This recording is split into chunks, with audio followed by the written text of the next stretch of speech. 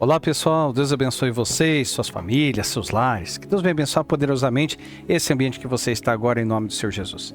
Pessoal, estamos aqui para mais um momento de reflexão dentro da Palavra de Deus. Já quero convidar você a estar inscrevendo no nosso canal, que estamos aí na plataforma do YouTube e do TikTok. E agradecer também a todos que estão reagindo ao nosso conteúdo, comentando, compartilhando. Pessoal, nos ajude a propagar esses momentos de reflexão. Esse aqui é um momento que nós tiramos de aprendizado à luz da Palavra de Deus. O que a Palavra de Deus pode nos dizer sobre diversos temas que nós temos trazido aqui. Aqui ninguém é melhor que ninguém entendido de tudo. É um momento aqui de aprendizado que eu e você temos aí a oportunidade de aprender, tá bom? E pessoal, hoje nós vamos trazer um tema, e é um tema gritante, vamos colocar assim, e tem estado muito no dia a dia de muitas pessoas. O tema de hoje é esse: casa cheia de culto, mas vazia de lar. Aqui no banner você pode morar numa casa cheia de Bíblia. A casa que está falando não é essa casa, mas aquela lá em cima. E ainda assim não ter um lar cheio de Cristo. Então vamos ver o que a Palavra de Deus pode nos dizer isso, né? O verdadeiro culto começa quando a porta do templo fecha e a porta da sua casa, eu vou até sair aqui para ver o resto, se abre, ok?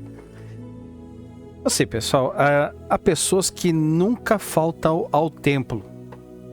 Nunca. Diz que é até pecado. Mas faltam dentro da própria casa. E Deus não procura apenas frequentadores de templos ou cultos. Ele procura lares que reflitam a sua presença. Então, vamos verificar aqui o que a Palavra de Deus pode nos dizer sobre isso. E vamos lá para o texto que está em 1 Timóteo. Livro de 1 Timóteo, capítulo 5, versículo 8, que diz assim: se alguém não cuida de seus parentes, especialmente dos da sua própria família, negou a fé e é pior que um descrente. Esse aqui é para a pessoa vive dentro do templo. Tem tanto cargo que não sabe mais nem o que fazer. E falta com a casa. Eu estou falando no contexto, faz muito no templo e está faltando em casa. Esse é o ponto que nós estamos tratando aqui, tá?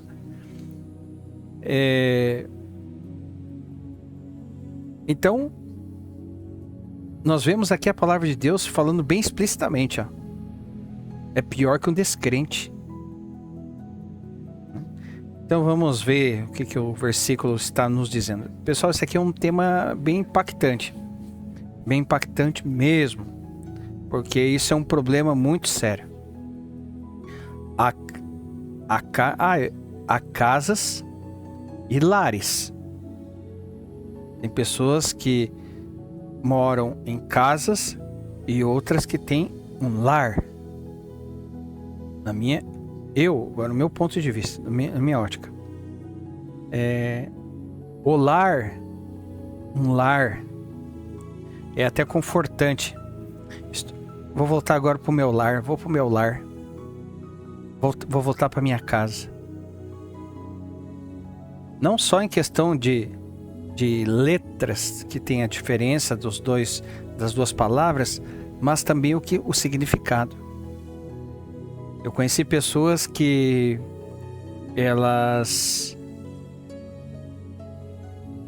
não suportavam quando tinha que voltar para sua casa, porque a casa dela não era um lar. Mas vamos lá, vamos ver aqui o que à luz da Palavra de Deus, o que ela pode nos dizer mais sobre isso. Então, exegeticamente, a palavra cuidado né? Aqui a palavra cuidado do grego é pronoeo, que significa prever, prover e zelar antecipadamente. Não é só sustento financeiro, mas atenção, presença e responsabilidade. Porque na realidade tem pessoas que acham que só o seu dever é justamente só isso. Eu pego e eu trabalho, sustento, acabou. Esse aqui é meu papel. Não, não é bem assim. O cuidado que está falando aqui nesse texto, no original, está dizendo atenção, presença e responsabilidade. A palavra casa, no original é oikeion. Oikeion.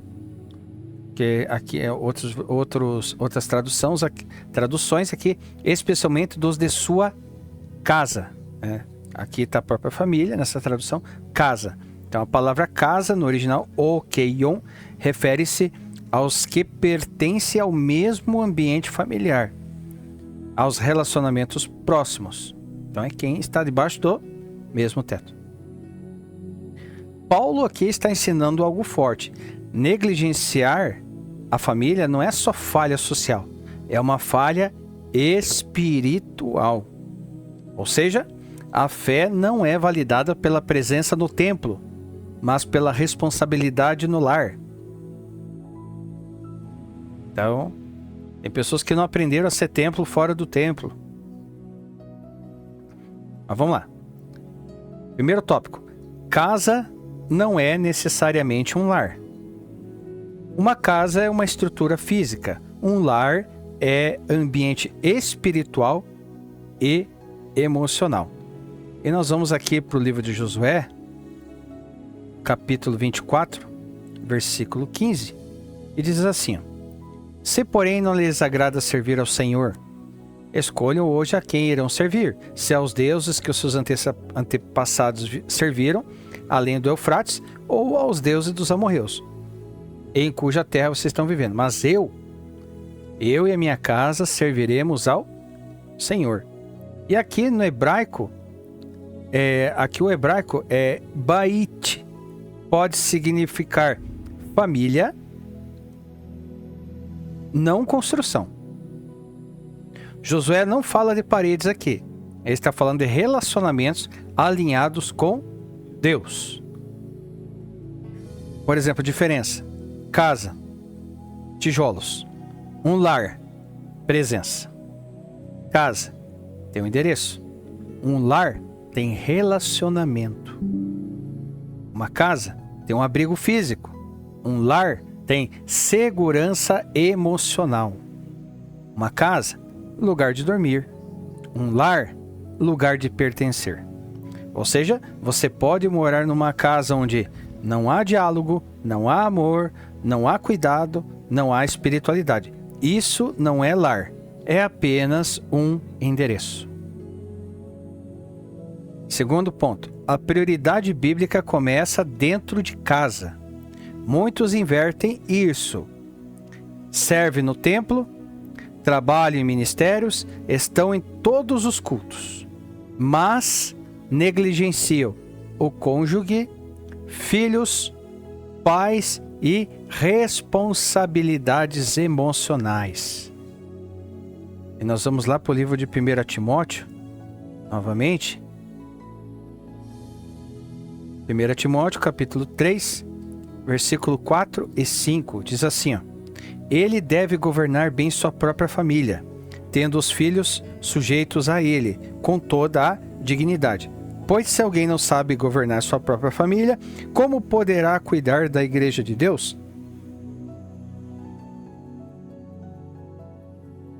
Ou seja, a lógica apostólica é bem clara. Casa é campo de prova espiritual. Lar é o primeiro ministério. Ou seja, antes do púlpito vem a mesa de jantar. Antes do culto vem o cuidado doméstico. Terceiro ponto. Deus nunca pediu troca de família por religiosidade. E Jesus confrontou a religiosidade vazia várias e várias vezes, né? Vamos lá para o livro de Marcos. Livro de Marcos, capítulo 7, versículo 9 até o 13. 9 até o 13 diz assim: E disse-lhes: Vocês estão sempre encontrando uma boa maneira para pôr de lado os mandamentos de Deus, a fim de obedecer às suas tradições. Pois Moisés disse: Honra teu pai e tua mãe, e quem amaldiçoar seu pai ou sua mãe, terá que ser executado. Mas vocês afirmam que se alguém disser a seu pai ou sua mãe: Qualquer ajuda de vocês poderia receber de mim, é corbã, isto é, uma oferta dedicada a Deus. Vocês o desobrigam de qualquer dever para com seu pai ou com sua mãe. Assim, vocês anulam a palavra de Deus por meio da tradição que vocês mesmos transmitiram, e fazer muitas coisas como essa. Então aqui os fariseus declaravam bens como oferta a Deus para evitar ajudar os pais. Tem bastante isso, né? Ainda hoje, né? E Jesus condenou isso. Ou seja, um princípio espiritual aqui. Deus rejeita devoção que sacrifica responsabilidade familiar. Religião ou religiosidade que destrói relacionamento não agrada a Deus. Quarto ponto. O lar é o primeiro altar. A igreja primitiva entendeu isso. Livro de Atos. Vamos lá para o livro de Atos.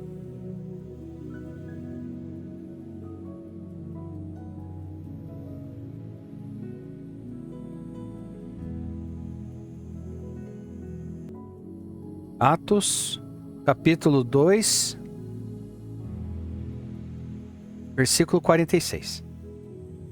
Diz assim: Todos os dias continuavam a reunir-se no pátio do templo. Partiam o pão em suas casas e juntos participavam das refeições, com alegria e sinceridade de coração. Partiam o pão de casa em casa,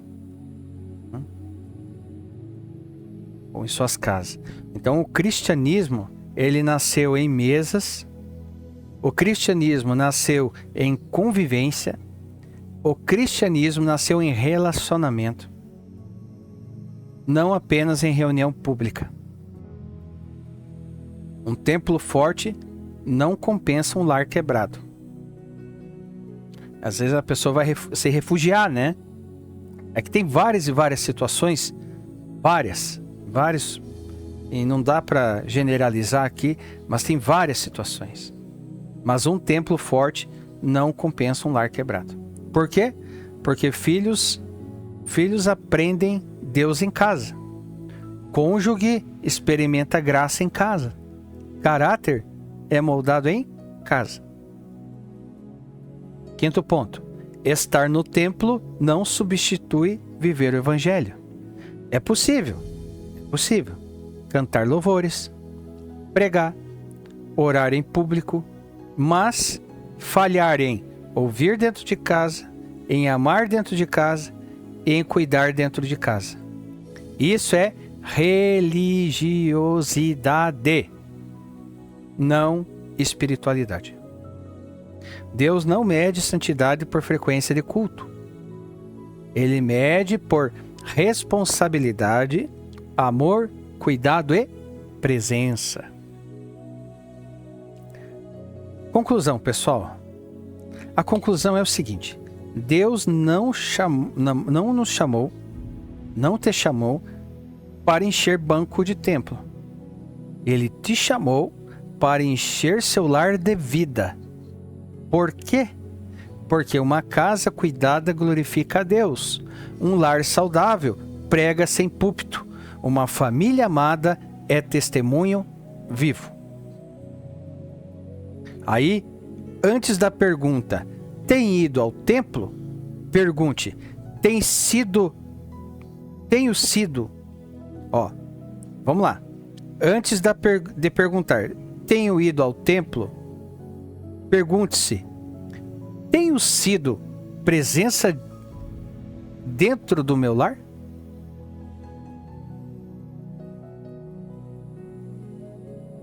Porque você pode morar numa casa cheia de Bíblia e ainda não ter um lar cheio de Cristo. O verdadeiro culto começa quando a porta da igreja fecha e a porta da sua casa se abre. É aquela famosa história, pessoal. Você tem vários talheres, vários talheres, copos, e a gente sempre tem aqueles, os mais bonitinhos. E aí a pergunta é: os mais bonitos você deixa para visita? Ou os mais bonitos você coloca para os que estão dentro da tua casa? Essa é a diferença da religiosidade. E não é isso que Deus quer. Primeiro ministério, família. Você não pode quebrar a ordem. Deus, família. A família vem após Deus.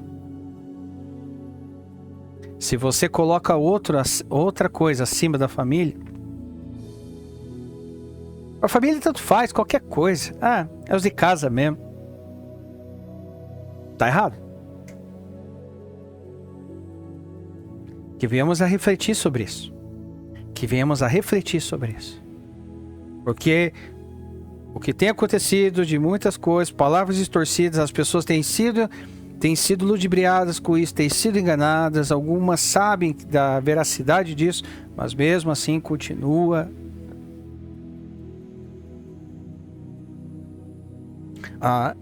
Ela se sente mais capacitada, orgulhosa de si mesma por ter algo na sua mão.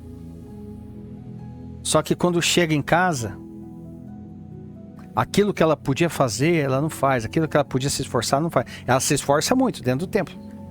Em casa, não. Estou falando desses casos. Tem pessoas que conseguem dar conta. Eu digo isso por experiência. Já tive a oportunidade, eu e minha família, de ter algumas coisas nas nossas mãos. E eu digo para vocês, por experiência minha agora, minhas palavras, não vale a pena você fazer a substituição. Você vai perder. E Deus não vai se agradar de você colocar outras coisas acima da sua família. Deus acima de tudo, mas não coloque nada acima da sua família. Amém? Pessoal, uma palavra forte, impactante. Eu peço muito a vocês que nos ajudem a compartilhar essa mensagem, porque é algo muito sério. Tem muitas situações acontecendo, muitas, e que venhamos a propagar essa palavra com essas referências bíblicas. Tá bom, pessoal? Comentários, coloque o seu comentário, exponha a sua opinião, o que você acha, qual é a sua opinião sobre isso, coloque aí, né? Sugestão de temas, pessoal, nos mande aí também, que nós vamos colocar aqui, trazer para que venhamos aprender juntos, tá bom? Pessoal, vamos pedir muito a Deus. Nós falhamos, cometemos tantos erros. Vamos pedir a Deus para que venhamos a ser melhores, a começar da nossa casa. Às vezes nós temos paciência mais com o de fora do que dentro do lar, né? Então vamos nos atentar a isso. Nós vimos aqui a luz da palavra de Deus. Nós vimos a luz da palavra de Deus, que inverter não é aquilo que Deus quer. Não é aquilo que Deus quer que a gente faça. Não é. Não é. 1 Timóteo ali 5,8 foi bem claro, pessoal. Mas se alguém não tem cuidado dos seus, especialmente os da própria casa, tem negado a fé e é pior do que o descrente. E lembrando que o cuidar aqui não é só sustentar, não, tá? É presença, responsabilidade, atenção. Amém? Pessoal, então é isso. Por hoje é só. Deus abençoe e aguardo vocês no nosso próximo momento de reflexão, se assim o nosso grande e poderoso Deus desejar, em nome do Senhor Jesus. Deus abençoe, pessoal.